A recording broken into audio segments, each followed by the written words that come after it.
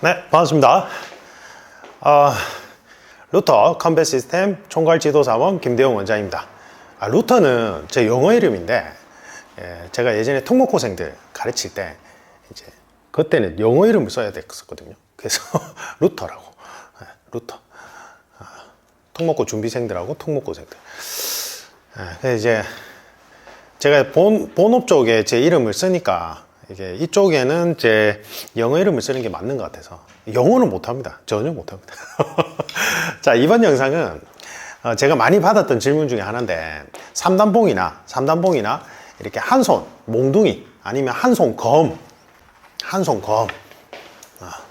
이런 걸 들었을 때 중단세가 좋습니까? 이 질문을 많이 받아요. 그러니까 이제 이 질문을 받는 게 왜 그렇게 질문을 받았냐면 양손검일 때는 중단세가 제일 좋은 자세다. 그러니까 제일 확장성이 뛰어난 자세다. 이래서 이제 대한검도의 검도 같은 경우는 뭐 거의 90% 이상이 중단세를 써요. 그래서 이제 공격 성향이 아주 강한 분들은 이제 대범하고 공격 성향이 강한 분들은 상단을 하기도 하죠. 그 다음에 저 같은 경우는 하다가 하단을 좀 즐겼어요. 저는 이제 상대방을 관찰하고 상대방의 기술에 따라서 바로 공격을 흘리면서 대공격하는 걸 좋아해서 중단세 하다가 이제 좀 저돌적으로 들어오는 사람들은 상대할 때 이제 지도 연습을 할 때는 전 예전에 이제 중단세를 좀 즐겨했어요. 그래서 뭐 상단세, 중단세, 하단세 이렇게 있죠. 그렇다 보니까 중단세를 제일 많이 하죠. 중단세의 장점은 뭐냐면 방어를 하기가 용이해요. 여기서 바로 살짝만 올리면 상대방의 검을 흘릴 수 있어요. 안전한 플레임으로 양손으로 지탱하고 있는 데다가 살짝만 올리면 상대방의 검의 궤도를 바꾸면서 내가 공격을 할 수 있거든요. 그래서 중단세가 아주 좋죠. 그 다음에 원간에서 뛰어 들어가듯이 크게 베든 짧게 베든지 간에 공격하기도 용이해요. 중단세가 양손검에서는. 그럼 한손검일 때는 한 손 3단봉이나 이게 이제 한 70cm 전후라고 생각했을 때 한 손 3단봉이나 한 손 검일 때도 과연 이 중단세가 좋으냐? 전혀 아닙니다. 전혀. 제가 좀 답답한 게 검도 출신자분들이 3단봉 교육을 하면 주로 이렇게 하라고 가르쳐요. 이게 안 좋아요. 왜 한 손 검은 중단세가 안 좋냐면 여러 가지가 있는데 첫 번째, 자, 양손검일 때는 방어가 용이했잖아요. 한손검일 때는 이 한 손 검을 가지고 또는 3단봉을 가지고 내가 옆으로 측면에서 강하게 공격이 들어올 때 막는 게 뭐 파용으로 막을 수도 있어요. 그런데 이게 한 손으로 막는다는 건 불안해요. 이게 양손으로 막을 때보다. 맞죠? 양손검은 내가 양손으로 막아요. 그러니까 살짝만 궤도만 바꿔주고 내가 이 양손으로 지탱하고 있고 내 몸의 프레임이 안정하기 때문에 아무리 파괴력이 큰 검이라 할지라도 내가 중심선상을 잘 흘려서 살짝만 궤도만 바꿔주면 공격을 안전하게 방어할 수 있어요. 근데 한 손검은 파용 형태라 할지라도 불안정해요. 이게 한 손이기 때문에. 그래서 이제 보통 유파별로 다르긴 한데 나머지 한 손으로 상대방의 손을 쳐내는 형태가 많죠. 아니면 이렇게 지탱하게 하죠. 이렇게. 근데 이래도 불안정해요. 그러니까 무슨 말이냐면 중단세의 장점은 사실은 용이한 방어에 있는데 한손검일 때는 양손검과 다르게 중단세일 때 방어하기가 용이하지가 않아요. 전혀. 이게 첫 번째. 그 다음에 공격을 할 때 지금 한손검은 내가 지금 한손검의 무게를 한 손으로 오롯이 지탱을 해야 되니까 들어서 내리치거나 베어줘야 되겠죠. 들고 베어줘요. 양손검일 때는 달라요. 양손검일 때는 두 손의 지렛대 원리를 이용할 수 있거든요. 지렛대 원리. 그래서 이거를 이제 검도를 잘 모르는 일부 칼리 지도자들이 이거를 이제 손목 스냅으로 한다. 검도는 이렇게 생각하는데 손목 스냅이 아니고 두 양손의 파지법이 있거든요. 파지법의 이격거리에서 오는 지렛대 원리로 이 파괴력을 극대화시킬 수 있어요. 이렇게 살짝 천정이 낮아서. 그럼 이 사무실 천천히 낮아요.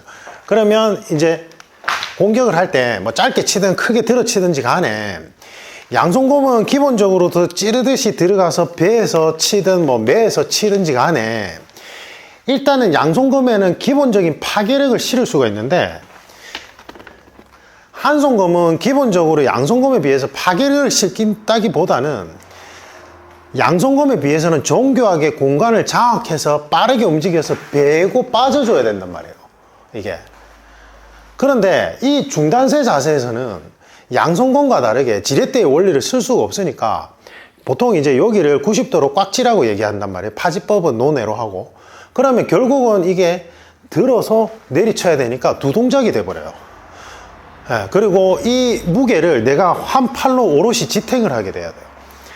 라탄 스틱이니까 가벼우니까 괜찮지만, 이게 만약에 이제 한 700에서 800kg 되는 진검이라면 이렇게 들고 있는 것도 팔에 지금 무리가 가는 데다가 이걸 들어서 내려칠 때 매번 들어서 내려치는 것도 팔에 무리가 가요. 어디에요? 관절에요.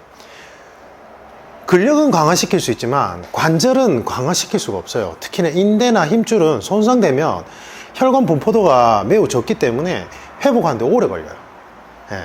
그래서 한 손 검일 때는 중단세는 양손 검일 때 중단세 이점이 하나도 없어요. 단적으로 얘기하면. 그러니까 3단봉이나 한 손 검을 들고 중단세처럼 이렇게 잡으세요 라고 얘기한다면 이거는 이 한 손 검에 대한 스파링이나 실제 경험치가 없는 분들이에요, 이게. 그래서 제가 이제 그때 답답했었던 게, 예전에 뭐 여담이긴 한데, 제가 이제 검도 그 할 때 예전에 이제 사범들이 이제 그 전국 각지에서 전부 다 모여가지고 합동 연무한다고, 수련한다고 이제 중앙 그 연수본부에 다 모였어요. 모여가지고 있는데, 이제 그때 이제 그 이제 사모님 한 분이, 그룹이 이제 그때 우리 교육하러 오신 8단 범사 선생님이 계세요. 교육 담당하시다.